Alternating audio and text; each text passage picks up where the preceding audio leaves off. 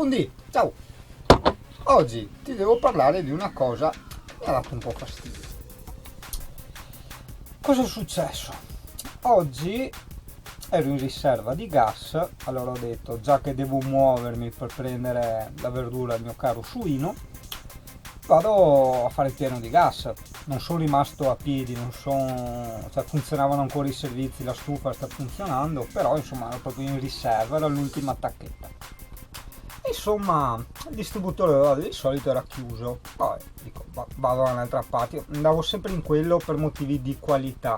Girava voce, diciamo, da amici che hanno un po' di orecchio di tatto su queste cose, che utilizzandolo nella loro macchina hanno detto: guarda, quel distributore ha una buona qualità di gas. Allora io sono sempre andato in quello. Chiuso la parentesi, vabbè.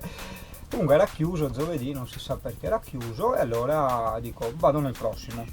Insomma, vado in quell'altro distributore che non c'ero mai stato e guarda, ti anticipo già fin da subito, non mi ha dato fastidio, non è stato tanto un problema il fatto che non mi hanno voluto fare il gas.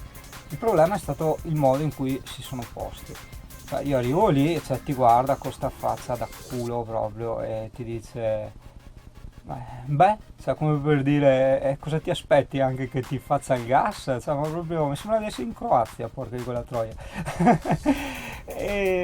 Insomma, alla fine, senza tirarla tanto lunga, ho provato a spiegargli un attimo com'erano le normative, il fatto che io non ho le bombole da ricaricare, io ho il bombolone che oltre ad essere omologato è anche di serie. Quando tu vai a ricaricare il gas, se provi ad andare a ricaricare il gas del tuo bel bombolone in una stazione di rifornimento gas per uso domestico, ok? Perché quella piccola confusione che può esserci è proprio quella, uso trazione, uso domestico, no?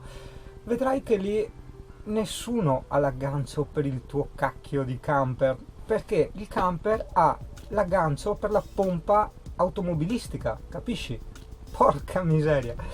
E insomma, a parte quello, insomma, vabbè, gira e rigira, non ne vuol sapere, è strafottente il tipo. A me, ripeto, è quello che mi ha dato fastidio.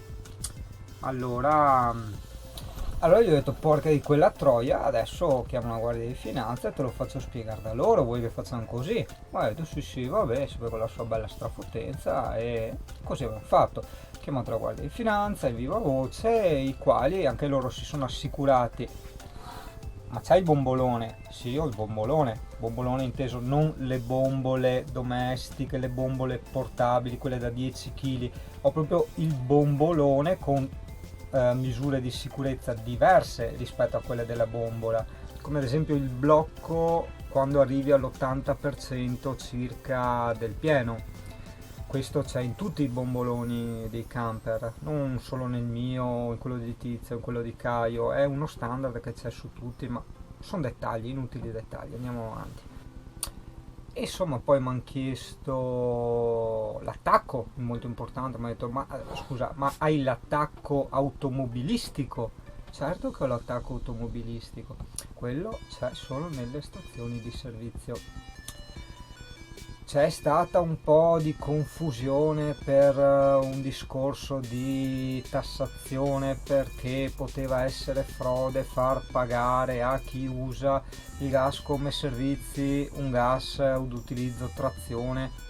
In teoria, cioè, vinculata dovrei prenderla io, in teoria, da quello che mi sembra di aver capito, cioè io accetto di pagare di più, di avere un altro tipo di tassazione, quindi no, anche lì non vedo che problema c'è. Ma a parte il problema che io personalmente vedo o non vedo, carte alla mano, sono completamente in regola e loro sono tenuti a farmelo.